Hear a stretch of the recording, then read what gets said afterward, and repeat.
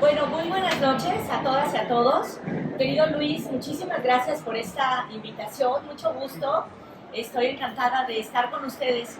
Y bueno, todo el mundo sabe que en esta feria ocurren más o menos como 200 presentaciones al mismo tiempo en todos los lugares, en muchos tiempos y formas, pero esta para mí tiene un carácter muy especial por tres razones. Número uno, por Luis, en primer lugar, porque si ustedes no lo conocen, Luis es un brillante intelectual que ha combinado su rigurosidad profesional y su enorme bagaje teórico y académico con una práctica política y también con cierta cercanía en la asesoría parlamentaria y en el servicio público. Entonces es muy difícil que alguien que ha sacado un premio nacional de investigación se interese por algo más que la estratosfera de los intelectuales, y eso es muy importante para mí. Entonces, bueno, tengo muchos años de gozar del privilegio de la amistad de Luis y siempre me encanta poder hacer cosas con él porque es realmente un colega extraordinario. Entonces, en primer lugar, estoy contenta por Luis. En segundo lugar, porque la UAM también es una de mis universidades favoritas.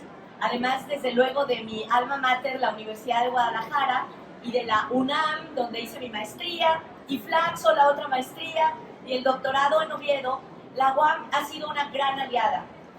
Desde niña, especialmente me acuerdo de Roberto Evenschulz, uno de sus académicos más destacados, que abría brecha en Jalisco con los estudios sobre la ciudad, y posteriormente hacia Cristina Laurel con los estudios sobre salud pública. Y cuando tuve el honor de ser secretaria de Educación de la Ciudad de México, la UAM fue una de las aliadas más importantes y nos proporcionó a los mejores nutriólogos para ser nuestro piloto de educación en nutrición en las escuelas de la Ciudad de México. De tal manera que tengo de la UAM todo un reflejo de solidaridad, de generosidad, además, insisto, de su enorme calidad académica. Y bueno, en tercer lugar, pues entrando en materia, tiene que ver con que, aunque no lo crean, yo soy maestra de economía. Ni sé si Luis pensó en eso cuando me invitó a presentar el libro, o simplemente estaba pensando en que tenía una amiga en Guadalajara y que era práctico invitarla. Eso es. Pero en realidad, como mi materia es justo Introducción a la Economía, este libro que empecé leyendo como algo que pensé que era más un manifiesto político, resultó un gran libro de texto. Hace exactamente las preguntas que uno quisiera que los estudiantes se hicieran, pero además con una profusión de términos escritos impecablemente, pero con un gran orden y además con unos señuelos que se van constituyendo como en propuestas que te obligan a seguir leyendo y leyendo.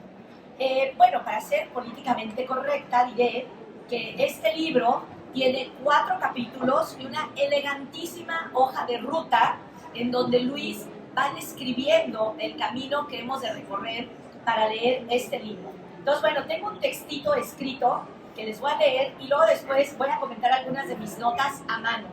Quiero confesar que, igual que la otra presentadora, yo no me resistí a imprimir el libro. No lo bajé porque dije, se va a ver fatal. Y si la idea de Luis era que no se gastara papel, pues lo voy a estar traicionando. Pero la verdad es que lo imprimí y lo pienso engargolar elegantemente para poder cargarlo. También lo traje en la tablet para presumir, pero nunca va a haber una portada igual que la portada que se podría ver en papel. En color, ya ven. O sea, en el fondo queríamos papel. Bueno, pues como te decía, como maestra de economía, yo trato de evadir, igual que Luis, el debate maniqueo entre los capitalistas apologéticos y los apocalípticos, porque esa es una muy fácil salida para los estudiantes. Y ya sabemos que de lo que se trata es de complejizar las cosas. Entonces, por una parte, los apologéticos consideran que el capitalismo es prácticamente perfecto, que de veras la mano invisible de Adam Smith existe y que todos los problemas del capitalismo se podrían solucionar si no hubiera las intervenciones del metiche Estado y de los monopolios y de los oligopolios y de los keynesianos y de todos aquellos que quieren intervenir en el mercado. Yo realmente me paso un semestre entero debatiendo con mis estudiantes sobre si realmente la ley de la oferta y la demanda es capaz de equilibrar las cosas en mercados tan aparentemente simples como el del aguacate o el de la leche en Jalisco, pero cuando les explico la diversidad de ganaderos que hay, porque bueno, trabajé en la región de los Altos de Jalisco, ellos se dan cuenta muy rápidamente que el laissez-faire, el laissez-pasar, es muy difícil de aplicar, mucho más difícil que se cumplan las reglas del mercado a que se cumplan las reglas del gobierno, lo cual es mucho decir. Pero por otro lado, los apocalípticos, ¿se acuerdan que teníamos la frase que decíamos que estábamos condenados a la victoria? O sea, siempre decíamos que el capitalismo estaba al borde del abismo, pero claro, luego hacíamos la broma de que el socialismo estaba un paso adelante. Entonces, según nosotros, el capitalismo indefectiblemente iba a fracasar porque se iban a dar las contradicciones al seno del pueblo y como esto era tan corrupto, tan avieso, sin duda se tenía que derrumbar. Y henos aquí vendiendo libros, solo Luis regala sus libros. Entonces, pues esos debates sinceramente son poco productivos porque son demasiado sencillos. Entonces, por fortuna, el mundo real es mucho más diverso, mucho más interesante que ese debate monolítico. Y entonces Luis, por eso se planteó hablar en plural de capitalismos y no en singular, porque efectivamente existen una diversidad de experiencias y de modalidades que no se pueden resumir en un solo concepto. Entonces, bueno, tan capitalismo es una economía centrada en el conocimiento y una enorme equidad social, como los sistemas económicos que conocemos más los latinoamericanos, en donde una terrible explotación de la materia prima, con altos niveles de informalidad laboral, precariedad en los servicios públicos y nuestra grave inequidad social. Es decir, pocos ricos que tienen muchísimo dinero y un montón de pobres. Entonces, por eso Luis dice que hay que hablar de otros capitalismos, pero él mismo dice, pero es una perogrullada, ¿no? Porque todo el mundo sabe que hay muchos capitalismos en muchas regiones. Pero, por otro lado, hablar de que otros capitalismos son posibles, nos dice Luis, pues es también una provocación que nos recuerda aquella frase que provocó manifestaciones masivas de otro mundo es posible. No acabamos de verlo y cuando pensábamos que ya no íbamos a ver guerras e invasiones, pues ahí nos tienen con Ucrania. Pero bueno, lo que yo creo que es el mayor mérito de este nuevo libro de Luis Delgadas es considerar que ese lema que les he comentado puede convertirse en una propuesta de investigación. O sea, en realidad yo creo que te debatiste en si ponerlo entre signos de interrogación o no, ¿no? Otros capitalismos son posibles o son posibles. Entonces, lo que él ha hecho es estudiar cuáles son esas variabilidades para ver qué alcances perdimos a nuestro público infantil, lo cual es una derrota política para mí gravísima. Pero duraron un segundo y hasta me dio la razón con los pobres y ricos, ¿sí o no? Eso, más o menos. Bueno, es que ese es el público más exigente. Entonces, lo que Luis plantea es que hay que investigar, o sea que hay que convertir en objeto de estudio este debate y estudiar los alcances y los límites de ese sistema de organización social y económica que es el capitalismo.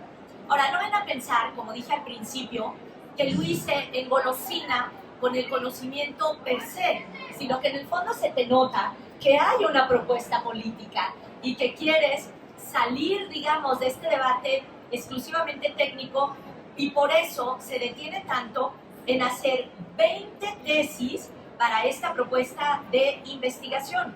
Y entonces aquí me voy a mis notas a mano, porque miren, él habla de diversidad y elasticidad de los capitalismos. Entonces, habla de contradicciones. ¿Se acuerdan que con los maoístas decían que había contradicciones al seno del pueblo, ¿no? Entonces, habla de contradicciones, habla de dominación, de desigualdad, de explotación, de alienación, de mercantilización, de consumismo, de equidad de género, de discriminación y de deterioro ambiental. Entonces, estaba pensando, Luis, que con tus indicadores se podría construir algo como el Índice de Desarrollo Humano del PNUD.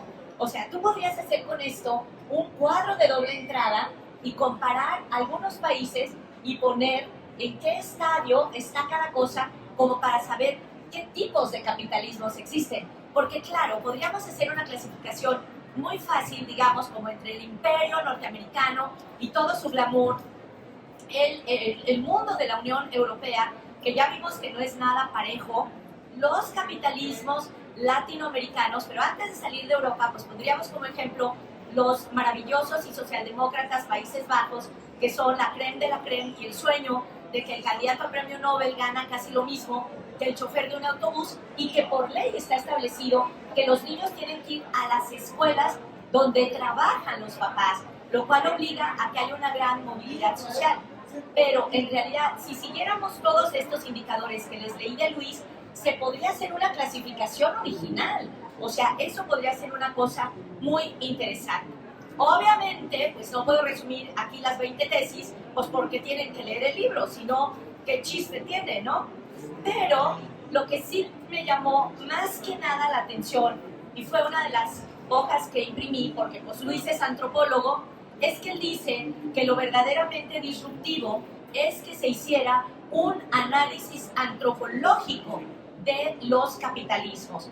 Y entonces él dice que deberíamos dejar de lado la perspectiva institucionalista con la que normalmente nos acercamos a las empresas para analizar las actitudes, las aspiraciones, los deseos, las frustraciones de los distintos individuos participantes en las empresas, los propietarios, los administradores, los trabajadores, los clientes o los proveedores.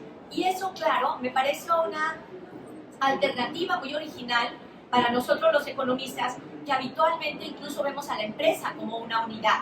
El otro día me decía una alumna que su abuelo tenía una panadería y que la abuela era la que la administraba. Y ella decía que la abuela era la que mandaba. Y entonces yo le rompí el corazón y le dije que a nombre de quién estaba la panadería. Obvio, la panadería estaba a nombre del abuelo. Y ella dice, pero es que mi abuelo al tiempo es obrero porque es el panadero y mi abuela le paga. Entonces ella es la jefa. Le dije, te voy a destrozar. Tu abuela, además, no gana un centavo, ¿verdad? No. Le dije, entonces estamos igual. Él es el capitalista y ella es además la obrera esclavizada, que voy a tomar el concepto que dice Luis, de que en estos modos de producción hay diferentes grados de desarrollo del capitalismo y que hay híbrido. Me acordé obviamente de Rolando Cordera, que hablaba siempre de capitalismo, de formas de capitalismo desigual y combinado. Y en nuestra propia ciudad, en la zona metropolitana de Guadalajara, podemos encontrar en el centro del periférico el macrobús con unos camiones muy modernos, y apenas 2 kilómetros hacia San Juan de Ocotán encontrar gente con carretas con bueyes arando. Entonces, claro, el capitalismo es desigual y combinado. Bueno, no quisiera terminar esta presentación, no sé cómo voy de tiempo, ya, 35, 45, no voy bien. No quiero concluir esta presentación y sin hacer una referencia personal que me interesó muchísimo. Yo no sé si Luis sabía, pero yo hice mi tesis de maestría y de doctorado sobre la necesidad de pagar el trabajo doméstico de las amas de casa. Y entonces una de las hojas que imprimí fue la 42 del texto de Luis, y voy a citar in extenso. Entonces dice, los estudios feministas han develado el papel crucial que desempeña en la economía el trabajo doméstico, reproductivo y de cuidados, realizado en su mayor parte por mujeres. Agrego yo, en el 99% realizado por mujeres. Termina mi cita y sigo con él.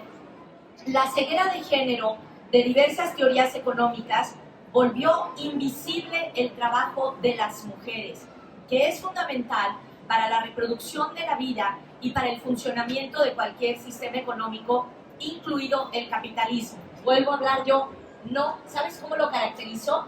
El problema del trabajo doméstico es un problema económico convenientemente disfrazado de género. Entonces, el asunto está en que el trabajo no remunerado en el mundo es 3 veces más grande que el trabajo remunerado, y se encontró en la dominación de género el argumento para que todas estas mujeres trabajen gratis. Por eso yo creo que el pago al trabajo, el salario al trabajo doméstico de las amas de casa, en realidad, además de un asunto de equidad de género, es un dardo al corazón del capitalismo. Y ese debería ser el titular de los periódicos de mañana. El dardo al corazón del capitalismo es el pago al trabajo doméstico de las amas de casa. Vuelvo a Luis.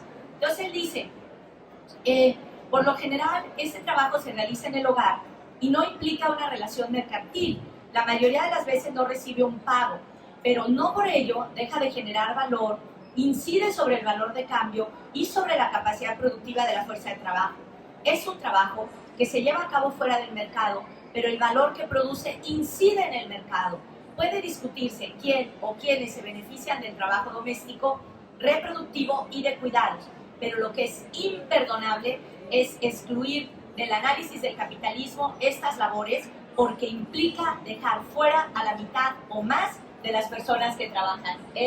¡Bravo! Entonces yo voy a usar esta cita por todos lados porque ya voy a poder decir que un autor como Luis Regadas de la UAM, en su libro Otros capitalismos es posible, que es el que estamos promoviendo aquí gratuitamente en este stand de la UAM, cita claramente o reivindica el leitmotiv de mi tesis. Entonces, bueno, termino diciendo que descargar este libro es gratis, lo cual constituye sin duda un fenómeno revolucionario. Es maravilloso, y además es ecológico porque no implica papel, pero lo más importante para mí es concluir, a veces, no como nosotras que lo fuimos capaces de imprimirlo, pero yo diría que, a ver, el libro de Luis, en resumen, es un libro de enorme rigor académico. Es un libro que puede ser utilizado por todos nosotros, los obreros maestros de economía en licenciaturas o en posgrados. Es además una propuesta política que insinúa que tenemos que salir de nuestro dogmatismo, de que si no acabamos con el capitalismo, entonces nada. Pero que también renuncia al conformismo de que estamos derrotados y no hay nada que hacer. Pero creo que lo que hay que estudiar con mayor detalle, y ahí nos dejó picados, es la perspectiva antropológica, que es justo el oficio de Luis. Es decir, que hay que transformar o ver el capitalismo desde la lógica de los sujetos más allá de las instituciones. En resumidas cuentas, es un librazo. Estoy profundamente orgullosa, como siempre, de Luis. Los invito a todas y a todas a leerlo cuanto antes. Y ni siquiera como el informencial puedo decir, compre ahora, llame ya, sino descárguelo ahora, descárguelo ya. Muchas felicidades, Luis. Felicidades. Muchas gracias, Ana. Hay niveles, ¿no? Capitalismo desarrollado, capitalismo subdesarrollado. Categorías, podríamos decir, capitalismo salvaje, capitalismo civilizado. Y que a lo mejor eso podría ser en función de los grados de intervención del Estado. Y tú crees, a ver, o sea, en el fondo lo que deberíamos de aspirar es a tener un capitalismo efectivamente como el de los países socialdemócratas, Noruega, Suecia, Suiza, no sé qué. O sea, nuestra aspiración es llegar a eso, o me importa muchísimo tu respuesta en la vida real, o estás pensando, y uno cree que está atado por la historia, por el nivel de desarrollo económico, etcétera, y que eso es inalcanzable, que al final de cuentas eso es como una joyita, ¿no? Como una joya de relojería que no es accesible para nosotros.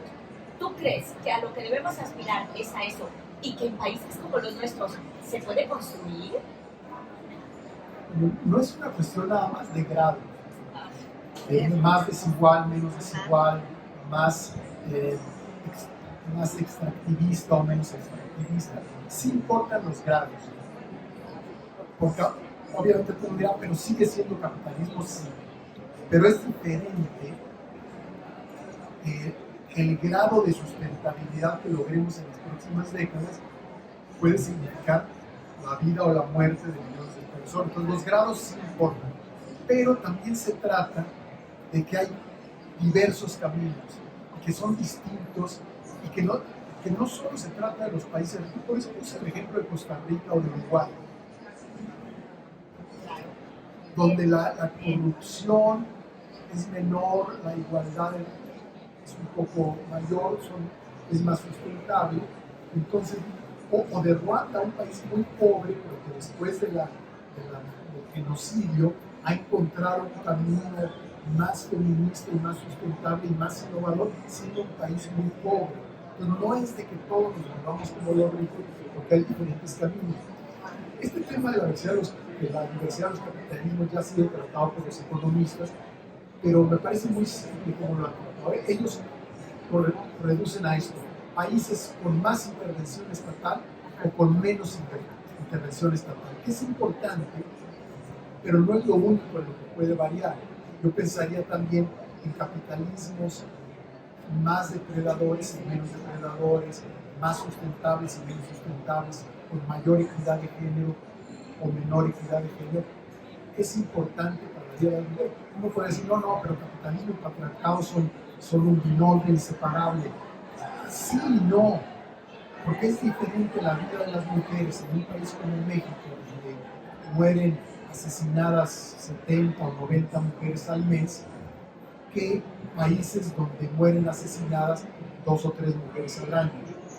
Sí es diferente, entonces sí importa. Entonces no se trata solo de si es más liberal o más intervencionista, sino qué tanta equidad de género hay, y ahí se puede avanzar mucho en países sin que sean muy ricos. Pues no es solo seguir el modelo de Alemania o de Escandinavia, sino que hay muchos caminos.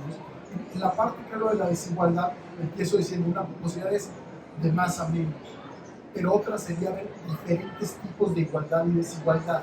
Entonces ya no es una cuestión solo de grados, sino de tipos y de diferentes caminos. O qué tanto se puede lograr el avance de la economía social y solidaria, de las cooperativas. Eso también le da otro carácter a los capitalismos. Entonces, pienso que hay muchas posibilidades, que no es una sola variable y que es muy complicado también hablar. Muy bien, ya ves.